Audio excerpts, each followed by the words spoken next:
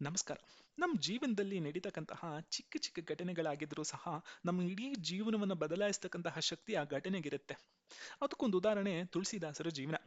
ತುಳಸಿದಾಸರಿಗೆ ತಮ್ಮ ಹೆಂಡತಿಯ ಮೇಲೆ ಬಹಳವಾದಂತಹ ಪ್ರೀತಿ ಮತ್ತು ಆಸಕ್ತಿ ಇರುತ್ತೆ.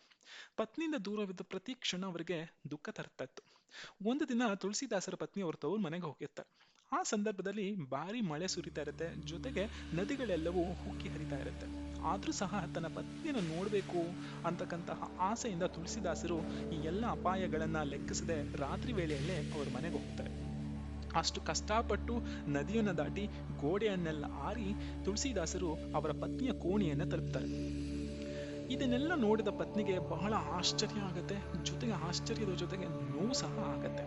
ಅವರ ಪತ್ನಿ ಹೇಳ್ತಾರೆ, ನೀವು ಇಷ್ಟೊಂದು ನನ್ನ ಮೇಲೆ ಪ್ರೀತಿ ತೋರಿಸ್ತಾ ಇದ್ದೀರಲ್ಲ, ಇದೇ ಪ್ರೀತಿಯನ್ನ ಇಷ್ಟೇ ಪ್ರೀತಿಯನ್ನ ಶ್ರೀರಾಮಚಂದ್ರನ ಮೇಲೆ ನೀವು ಇಟ್ಟಿದ್ರೆ ನಿಮ್ಮ ಇಡೀ ಜೀವನ ಪಾವನ ಆಗ್ತಾ ಇತ್ತು ಅನ್ನೋ ಒಂದು ಮಾತನ್ನ ಅವರ ಹೆಂಡತಿ ಹೇಳ್ತಾರೆ. ಈ ಮಾತು ತುಳಸಿದಾಸನ ಮನಸ್ಸಿನಲ್ಲಿ ಬಹಳ ಆಳವಾಗಿ ಬದಲಾವಣೆಗಳನ್ನು ತರುತ್ತೆ. ಈ ಮಾತಿನಿಂದ ಇಡೀ ಜೀವನ ತುಳಸಿದಾಸರ ಜೀವನ ಒಂದು ದಿಕ್ಕನ್ನೇ ಬದಲಾಯಿಸುತ್ತೆ.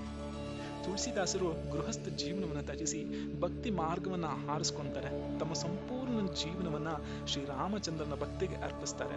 ನಂತರ ಸುಂದರವಾದಂತಹ ರಾಮಚರಿತ್ರ ಮಾನಸ ಅಂತಕ್ಕಂತಹ ಮಹಾಕಾವ್ಯವನ್ನ ರಚಿಸ್ತಾರೆ.